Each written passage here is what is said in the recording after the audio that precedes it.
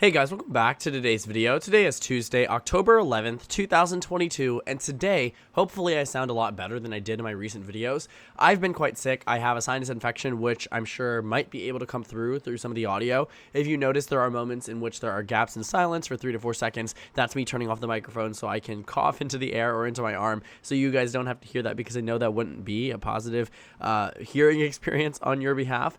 But in today's video, I really wanted to focus on a very big move from the Republican Party to slash ad buys in the state of New Hampshire, following Maggie Hassan's consistent lead over the past 2 years in what was expected to be one of the most competitive Senate races of this election cycle. For a bit of context, the state of New Hampshire was the closest Senate race in the 2016 Senate elections. Why 2016 for relevance?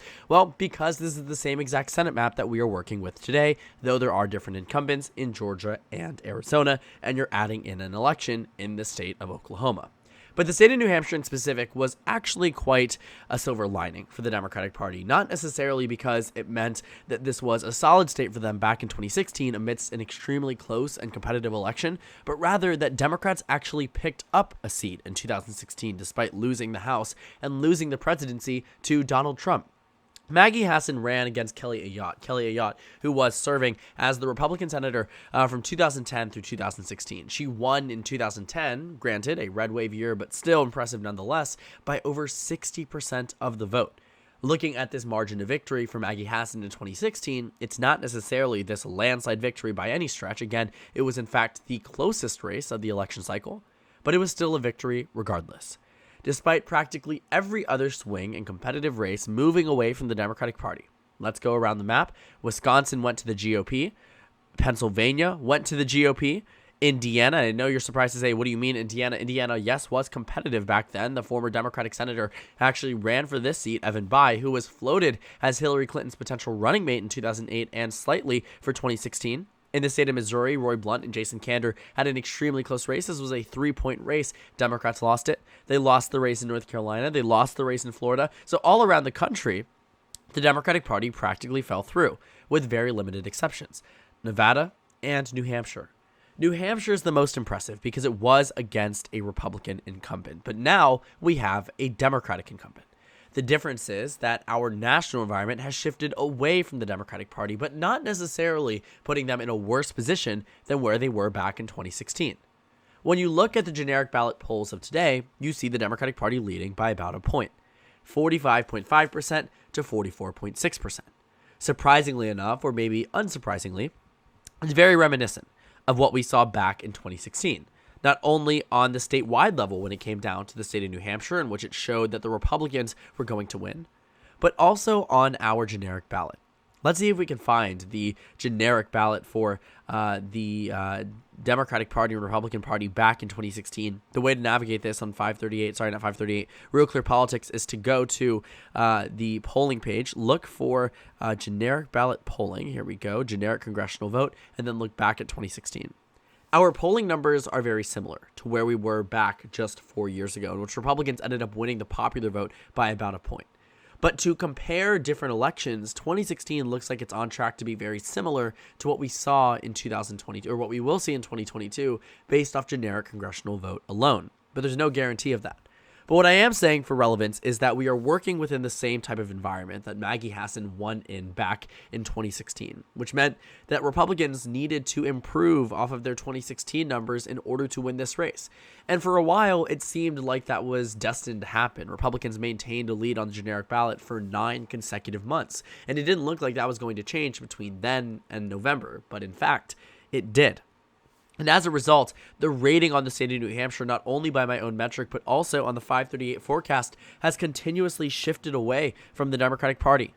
Back in November of 2021, New Hampshire was a state that was rated as likely Republican by my metric. Granted, this is when we expected Chris Sununu to run, but when he even decided not to run, this state moved down to tilt Republican. It's very different than the rating that it's at today at likely Democrat. And you can see over time that it did change and waver from lean to likely. But it started out as likely Republican in November, just 1 year prior to the midterm elections, moving down to tilt Republican, then lean Democrat, then now likely Democrat. It has moved quite significantly away from the Republican Party, and the national GOP is recognizing that. Looking at these slashed ad buys in the state of New Hampshire, they are very reminiscent of what we saw happen in the state of Arizona. When Mitch McConnell's Senate Leadership Fund decided to pull out of the state of Arizona, thus giving the race to the Democratic Party.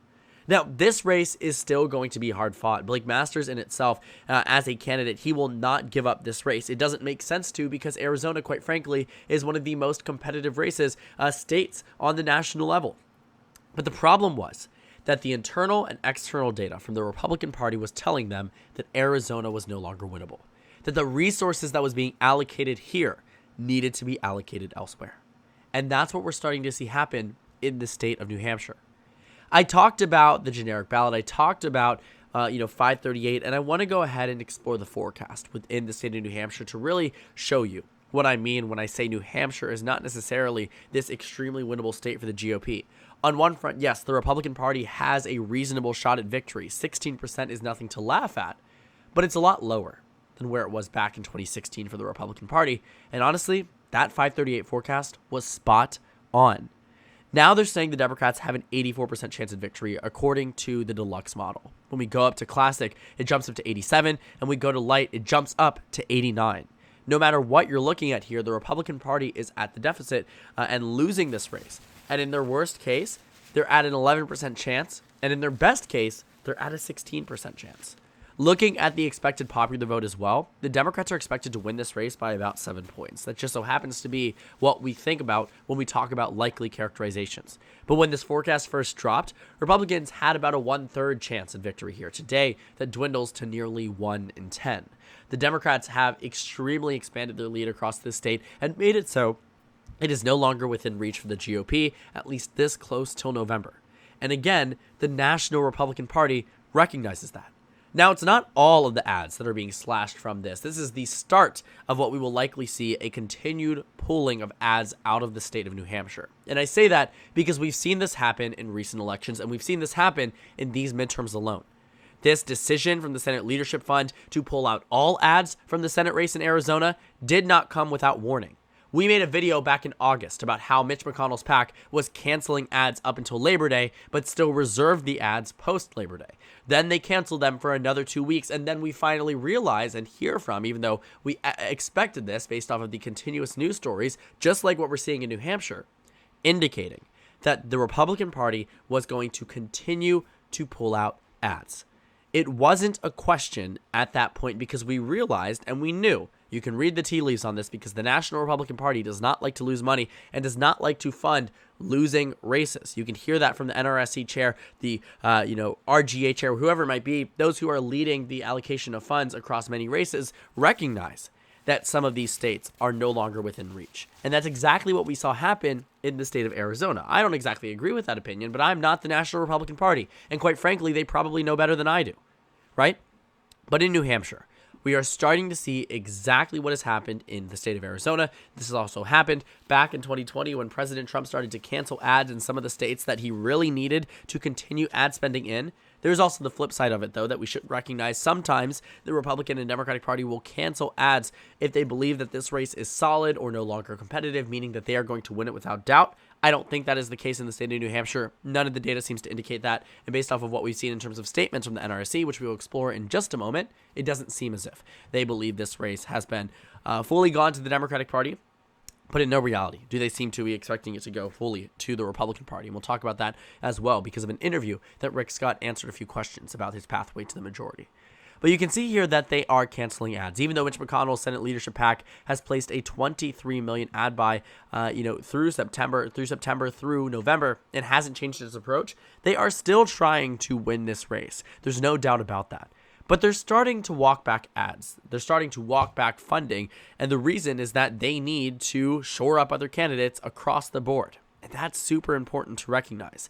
It also says here that the NRSC is redirecting funds from New Hampshire to Arizona, Georgia, Pennsylvania, and Nevada.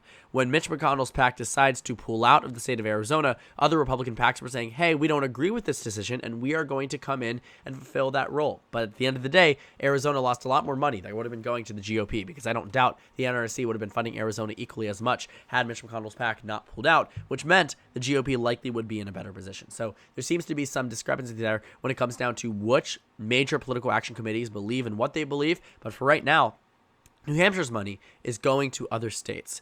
They're also talking about how these states are much more close or closer and more winnable than the state of New Hampshire. And I agree to an extent. I think Arizona is definitely going to be closer than New Hampshire. Same thing in Georgia, Pennsylvania, and Nevada. But at the same time, this isn't to say that the money here should be redirected away.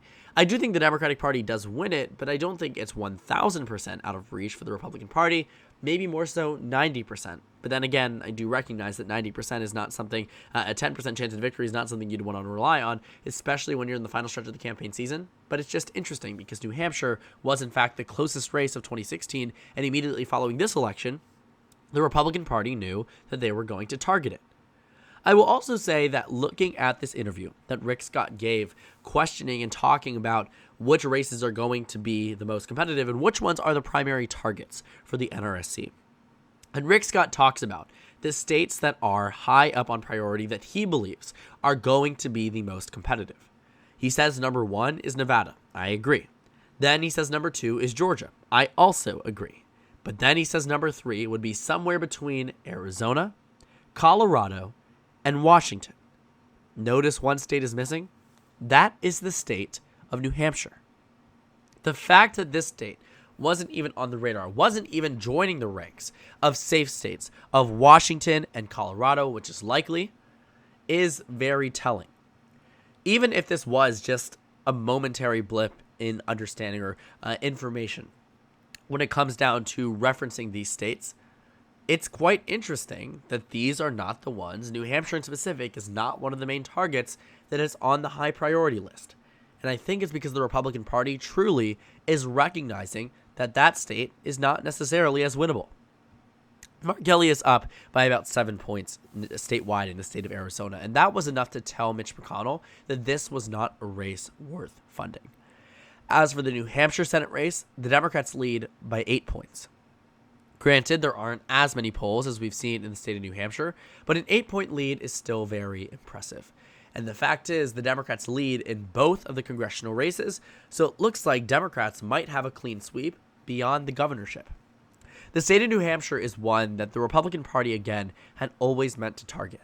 But if they are giving up ads in any regard in this state, means that probably the Republican Party is giving up the state of New Hampshire. I know that this is a partial ad cut, but we have seen this happen before. We've seen this happen 2 weeks before the 2020 election, a week before the 2020 election, and it was an indicator. It was an indicator that we could read well. Because either it meant, 1, the internal data on whichever side was slashing ads believed that this race was undoubtedly going to go to their respective party, or it was undoubtedly not going to go towards their respective party. We saw it happen on both fronts for Donald Trump and Joe Biden back in 2020. We're seeing it happen now in terms of reallocation of funds and recognizing where races may no longer be as winnable. And surprisingly enough, the New Hampshire Republican Party, the National Republican Party altogether recognize that this state is not as easily winnable as many, many others. And that's fascinating, to say the least. Because just looking back at what should have been the most competitive, the last time the Senate map was up, New Hampshire was won by a Democrat by 0.1%, but Republicans won Arizona and Georgia by double digits. Now they're expected to be more competitive than New Hampshire. It also goes to show just how much can actually change between an election to an election. It was 2016. Sorry about that. I had to cough. 2016 to 2022. A lot can change in 6 years, but this is a perfect example of that. A reassortment of swing states recognition of new competitive states, taking away old competitive states such as Missouri and Indiana, surprising states that are going to be potentially competitive such as Utah, states that weren't competitive before that are now, Georgia, Arizona. Overall, it will be quite an interesting election. But looking at our map from 2016 versus now, if I was to tell myself back then, these are the states that are going to be the most heavily targeted, and these are the states that the GOP is really going to lay low on, I would have imagined we've had a major significant political realignment. On one front, we probably have, but at the same time, not to the extent that I would have expected based off of some of these numbers. Following the races over time, following them for the past 2 years has made this not really that shocking to me, but looking at it from the perspective and lens of just 2 years ago following the 2020 election, we would be assuming moves such as this one were indicating blue wave years, which simply is not going to be the case this election cycle.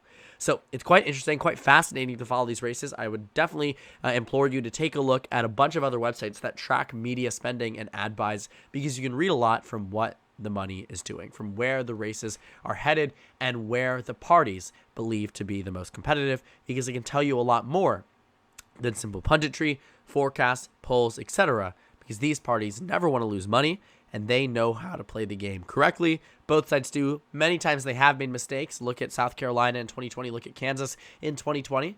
But at the same front, states such as New Hampshire have always routinely been competitive, and the fact the Republican Party is even pulling out some ad spending means we're likely in for much, much more, as we've seen it happen time and time again.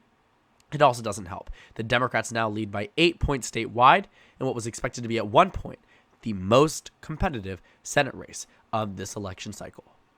So thank you guys so much for watching this video. Make sure to comment down suggestions below. Subscribe on the left if you haven't already, and check out the Instagram and Twitter. At the bottom left of the screen, there's also a Discord server for you to go ahead and join. On the screen, there's a video you can watch, and then a playlist for my 2022 Senate election analysis videos.